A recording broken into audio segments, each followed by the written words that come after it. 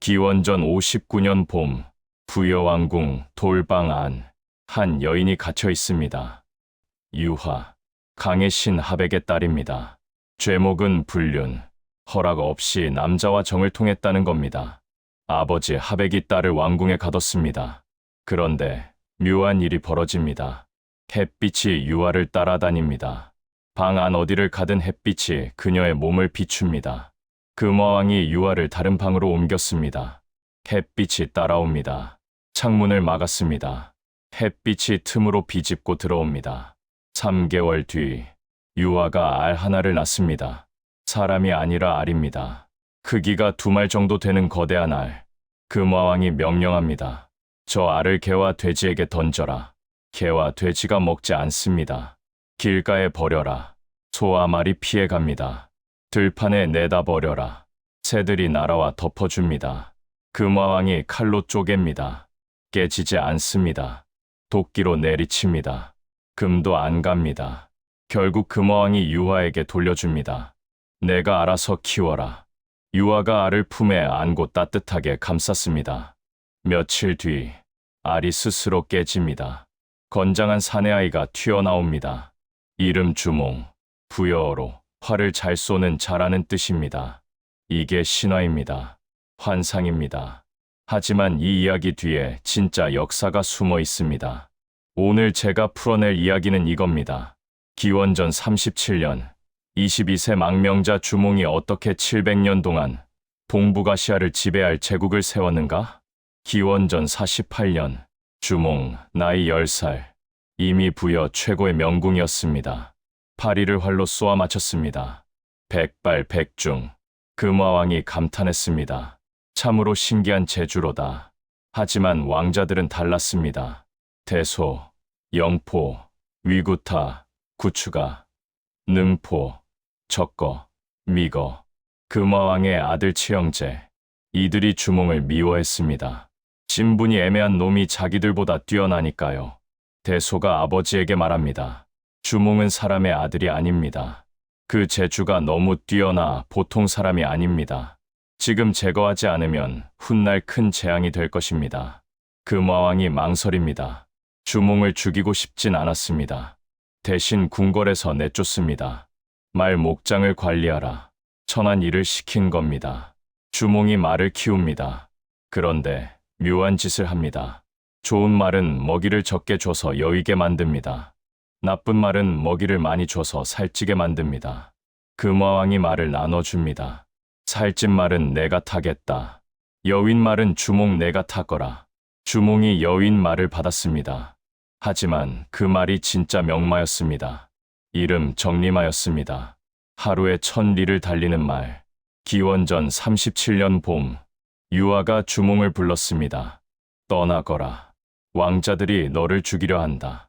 남쪽으로 가서 큰일을 이루어라. 주몽이 말했습니다. 칼이 없습니다. 어머니, 유화가 뒤란에 있는 숫돌 밑을 파라고 했습니다. 부러진 칼 한 조각이 나왔습니다. 이걸 차고 가거라. 주몽이 3명의 동지와 함께 도망쳤습니다. 오이, 마리, 협보. 4명이 말을 타고 남쪽으로 달렸습니다. 대소가 추격군을 이끌고 뒤쫓았습니다. 주몽을 잡아라. 살려서 잡아오면 천금을 주겠다. 주몽 일행이 강에 막혔습니다. 엄사수, 지금의 훈강입니다. 물살이 거셉니다. 배가 없습니다. 다리도 없습니다. 뒤에서 추격군의 말발굽 소리가 들립니다. 점점 가까워집니다. 먼지가 하늘을 덮습니다. 주몽이 하늘을 향해 외칩니다. 나는 천재의 손자여, 하백의 외손입니다. 지금 난을 피하여 여기 이르렀으니 황천과 후토여 나를 불쌍히 여기소서. 주몽이 활로 강물을 내리칩니다. 그때 무슨 일이 벌어졌을까요? 삼국사기는 이렇게 기록합니다. 물고기와 자라가 떠올라 다리를 만들었다. 하지만 이건 신화입니다. 진짜는 이랬을 겁니다. 강이 얼어 있었습니다. 기원전 37년 봄, 만주는 아직 추웠습니다. 얼음이 덮여 있었습니다. 하지만 한낮에 태양의 얼음이 녹기 시작했습니다. 주몽이 얼음 상태를 판단했습니다. 지금 건너면 된다. 서둘러라. 네 명이 말을 타고 얼음 위를 건넜습니다. 얼음이 흔들렸습니다. 갈라지기 시작했습니다. 하지만 네 명은 빠르게 건넜습니다. 추격군이 뒤따라 건너려 했습니다. 얼음이 깨졌습니다. 물에 빠졌습니다. 주몽이 강을 건넜습니다. 추격군은 건너지 못했습니다. 신화는 이렇게 만들어집니다. 누군가 불가능해 보이는 일을 해냅니다. 사람들이 그걸 신의 가호라고 믿습니다. 기적이 되고 전설이 됩니다. 하지만 진실은 이겁니다. 주몽은 전략가였습니다. 상황 판단이 뛰어났습니다. 결단력이 있었습니다. 주몽 일행이 졸본에 도착했습니다. 지금의 환인 오녀산성입니다. 기원전 37년 여름, 이곳은 작은 부족 국가였습니다. 졸본부여, 왕이 있었습니다. 이름은 기록에 없습니다. 하지만 딸이 있었습니다. 소선호, 과부였습니다. 재산이 많았습니다. 주몽이 소선호를 만났습니다. 소선호가 주몽을 선택했습니다. 재혼했습니다. 여기서 의문이 생깁니다. 왜 과부 소선호가 망명자 주몽을 선택했을까요? 답은 간단합니다. 주몽에게 뭔가 있었습니다. 리더십, 카리스마, 비전. 소선호가 판단했습니다. 이 사람이면 큰일을 해낼 수 있다. 소선호가 재산을 댔습니다. 주몽이 세력을 모았습니다. 모든 곡에서 3명의 현자를 만났습니다. 제사, 무골, 묵거. 주몽이 이들에게 성을 하사했습니다. 극시, 중실시, 소실시, 그리고 졸본천의 도읍을 정했습니다. 나라, 이름을 고구려라 했습니다. 기원전 37년, 주몽, 나이 22세. 하지만 궁궐을 지을 여유가 없었습니다. 비류수가의 초막을 치고 살았습니다. 이게 고구려의 시작이었습니다. 초라했습니다. 변방의 작은 세력, 초막에서 시작한 나라. 하지만 주몽은 달랐습니. 기원전 36년 여름, 고구려 건국 2년째, 비류국 왕 송양이 사신을 보냈습니다. 우리 땅에서 나가시오. 이곳은 비류국 영토요. 주몽이 답했습니다. 나는 천재의 손자요. 하늘이 이 땅을 내게 주셨소. 송양이 고웃음 쳤습니다. 천재의 손자라고? 증명해 보시오. 주몽이 제안했습니다. 활 쏘기로 겨루자. 송양이 응했습니다. 두 사람이 활을 들었습니다. 표적을 세웠습니다. 송양이 먼저 쐈습니다. 빗나갔습니다. 주몽이 쐈습니다. 정중앙을 맞췄습니다. 송양이 당황했습니다. 하지만 아직 굴복하지 않았습니다. 주몽이 다른 방법을 썼습니다. 계략입니다. 어느 날 밤, 주몽의 병사들이 비류국 병영에 침투했습니다. 북과 나팔을 훔쳐왔습니다. 비류국 군대가 혼란에 빠졌습니다. 지휘 체계가 무너졌습니다. 그리고 묘한 일이 벌어졌습니다. 비류국에 비가 쏟아졌습니다. 며칠 내내 멈추지 않았습니다. 강이 범람했습니다. 들판이 물에 잠겼습니다. 송양이 두려워했습니다. 주몽이 정말 하늘의 자손인가? 송양이 항복했습니다. 나라를 바쳤습니다. 주몽이 송양을 죽이지 않았습니다. 제후로 봉했습니다. 그 땅을 다물이라 불렀습니다. 고구려 말로 옛 땅을 되찾았다는 뜻입니다. 기원전 34년, 주몽이 궁궐을 지었습니다. 성을 쌓았습니다. 졸본성, 지금의 오녀산성입니다. 기원전 33년, 태백산 동남쪽의 행인국을 공격했습니다. 승리했습니다. 그 땅을 빼앗아 성읍으로 삼았습니다. 기원전 28년, 부곡절을 정벌했습니다. 부곡절을 멸망시켰습니다. 부위엄을 시켜 다스리게 했습니다.